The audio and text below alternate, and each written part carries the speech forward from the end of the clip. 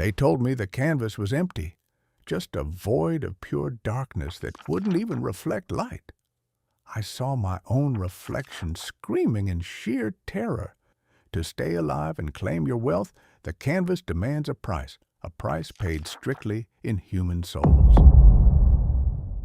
My name is John, and tonight, the very first sacrifice has already crossed my doorstep. Turn off the lights and step carefully into the world of shadows, mysteries, and forgotten legends. But before the story begins, subscribe, leave a like, and join the Whitebeard Stories journey. Now, let the story begin. My name is John. I am a man in my late 30s, and for a long time, my life had been dragging along a bleak, routine line, frozen flat on the wheels of a wheelchair. It all happened years ago in a horrific car accident when I was riding with my parents. A truck veered off the road. They died instantly, and I woke up to find myself completely paralyzed from the waist down. I worked a low-paying administrative desk job at a local middle school, barely scraping by, living in an old, run-down apartment protected by a grandfathered fixed-rent system. That lease was the only thing keeping me from being thrown onto the streets, as my financial situation was too desperate to survive the skyrocketing cost of living. I lived with my only daughter, Emma. She was a freshman in high school, bright, kind, and the absolute only divine compensation for all the agony and loss I had swallowed in this world. In that silent apartment, we also had a beautiful white cat who filled the void with her quiet meows, keeping me company during the lonely days when Emma went to visit her mother. My ex-wife had divorced me shortly after the accident, preferring to leave the girl with me so she could live her own life without any burdens. Every single day of my monotonous life felt identical. Yesterday was just like today, and today was a mirror of tomorrow. I never expected anything to change until the day I received the news that my grandfather had passed away. Cold tone. To be completely honest, I didn't feel a single shred of grief. Our relationship had been severed for decades. He utterly despised my mother because my father married her against his wishes, and that hatred trickled down to me after they were gone. He never once called to check on my paralysis or his granddaughter, so when he died, I didn't care. I didn't attend the funeral, and I wiped the news from my mind entirely. However, a few days after his passing, at exactly 10 o'clock in the morning, a faint, steady knock echoed at my front door. I rolled over in my wheelchair and opened it to find an elderly man with sharp, mysterious eyes holding a medium-sized wooden box. He greeted me with a strange warmth, as if he had known me for years, explaining that he was my grandfather's closest neighbor. He told me that my grandfather's final and only wish was for this box to be personally delivered to me the moment he drew his last breath. As I took the box, I asked, with a hint of dread, "What's in here? Is it another one of his curses?" But the old man stepped back, shaking his head, and murmured, "I don't know, son. I'm just fulfilling a dead man's wish.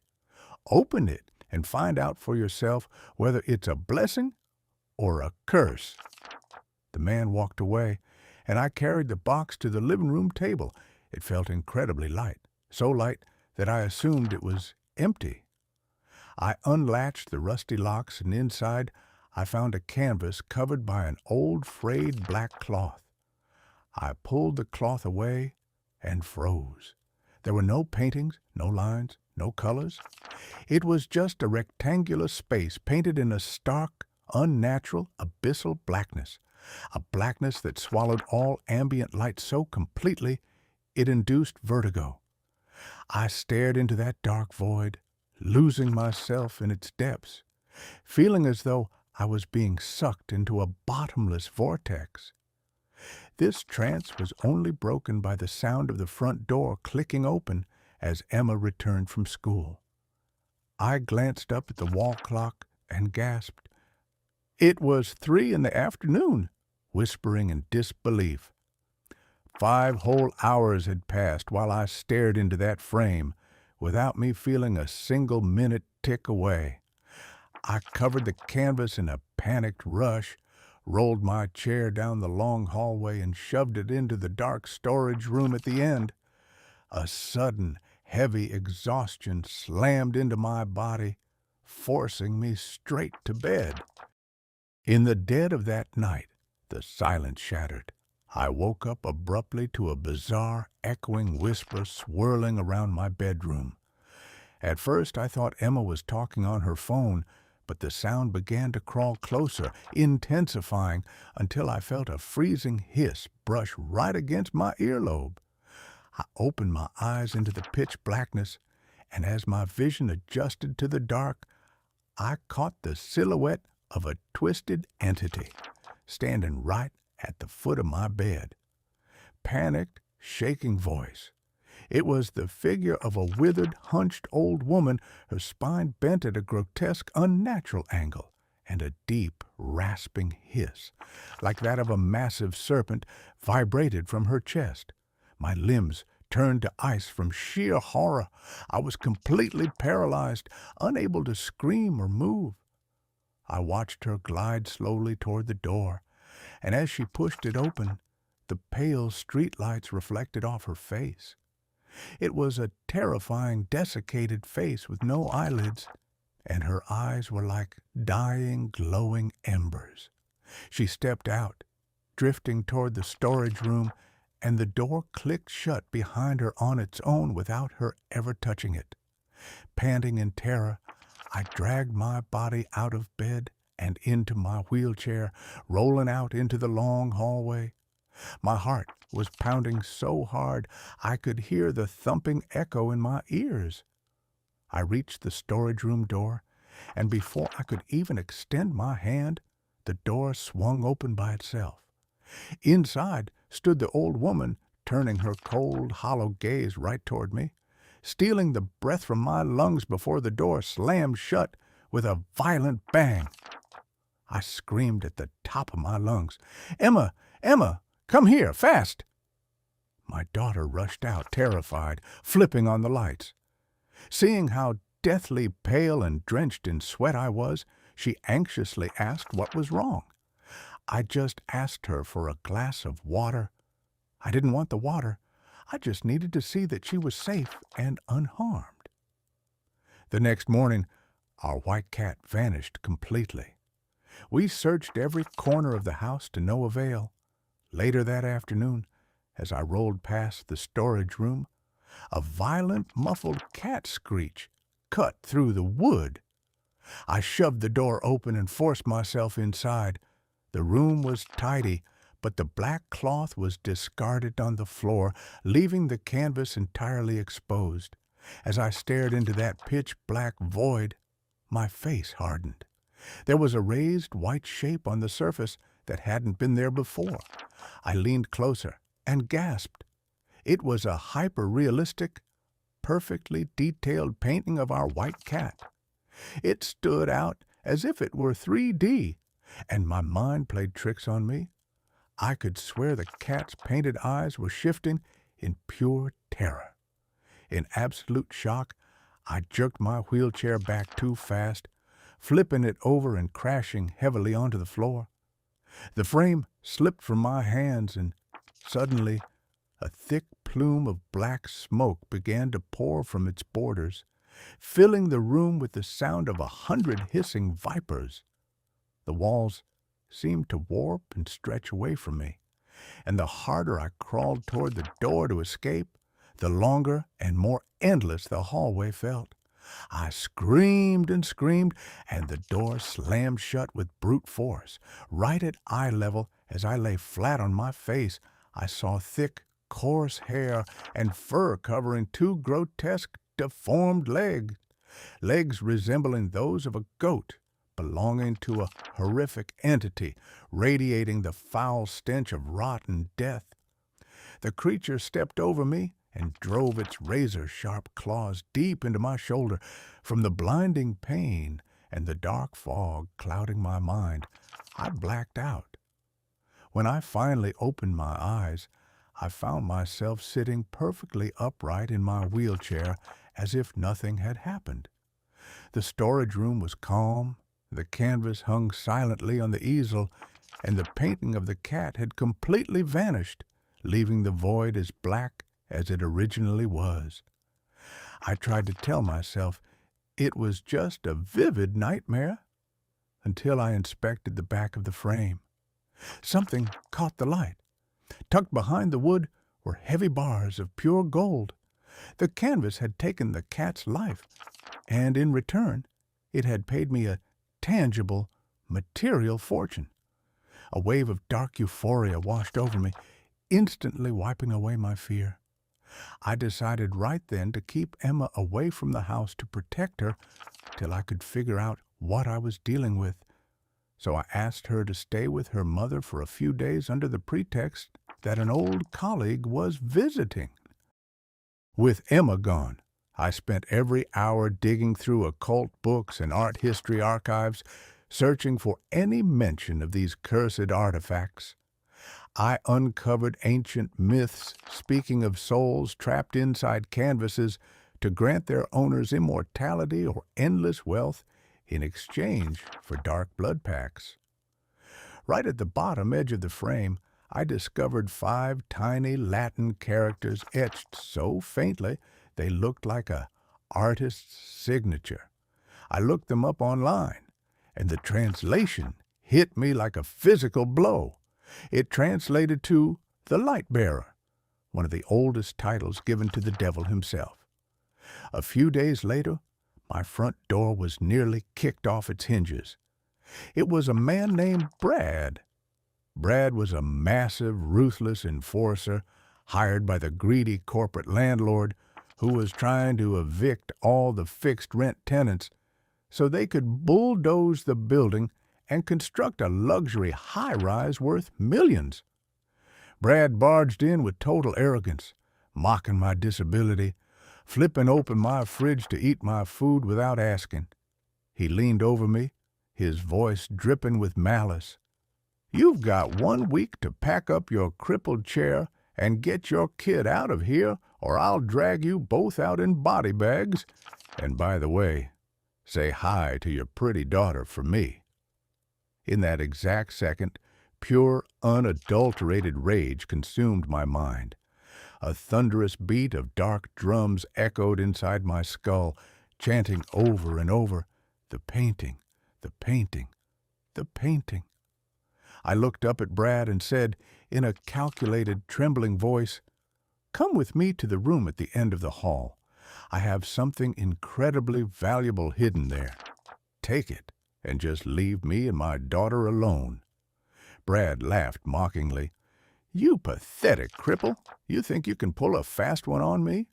I'll go see what you got." He pushed the door open and stepped inside. I quickly rolled back, slammed the door, and locked it with a heavy steel padlock. 2 minutes of agonizing silence passed. Then Brad unleashed a scream. It was a sound of raw human terror, unlike anything I had ever heard, followed by the wet crunch of bones snapping and a violent thrashing struggle that lasted only 10 seconds. When total silence returned, I unlocked the door. Brad had completely vanished from existence. A thick line of black blood was undulating like a living worm across the floorboards. I looked up at the canvas, and there was Brad's terrified face, frozen, floating within the abyssal black ink. On the floor lay 5 massive, heavy bricks of solid gold. I had become wealthy beyond my wildest dreams, but I was living under the roof of a demon. That night, the room transformed into a living hell.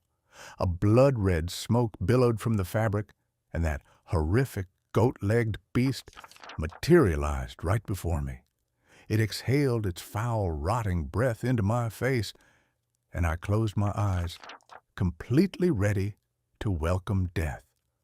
But a sudden, eerie stillness fell over the room. I opened my eyes to find that the hideous monster had transformed into the most breathtakingly beautiful woman a human could ever look upon. A mesmerizing beauty that made you forget your own name the second you met her gaze. She spoke in a voice that dripped with pure velvet and seduction. "I am Qandisha." She reached down and touched my paralyzed legs. Suddenly, I stood up on my own 2 feet. I began running and jumping around the room like a madman. I was completely healed. Qandisha took my hand and pulled me straight into the depths of the canvas. We crossed over into a parallel realm overflowing with rivers of fire, lined with legions of horned, multi-eyed creatures, culminating at a massive throne constructed entirely out of human skulls. Sitting atop her throne of skulls, Qandisha looked down at me and spoke.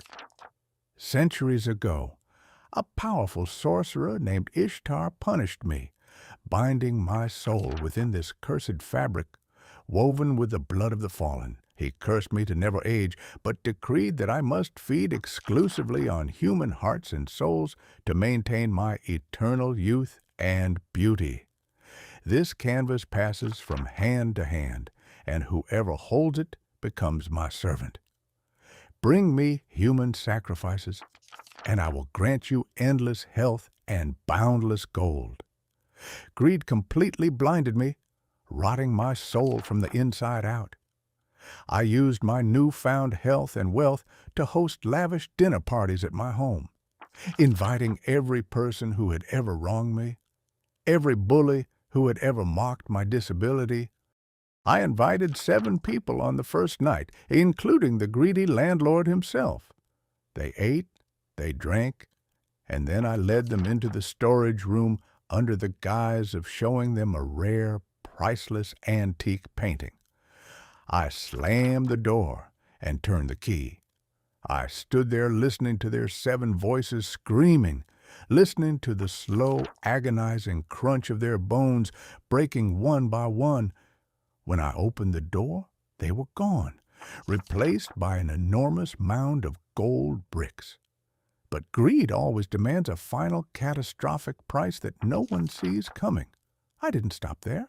I began luring the forgotten, the homeless off the streets, people no one would ever report missing, and pushed them into the void to stack my gold higher.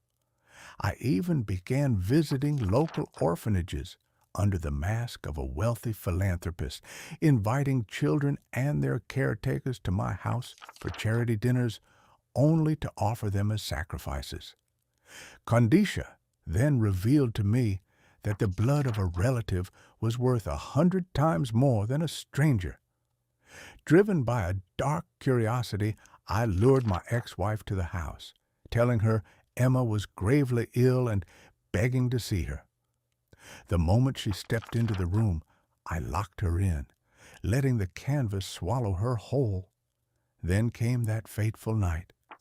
I returned home heavily intoxicated, stumbling after a night of mindless, expensive partying at an exclusive club. I opened the door to find the apartment draped in a suffocating, unnatural silence. My eyes drifted down, and my breath caught. Emma's sneakers were sitting right by the doorway. My mind shattered.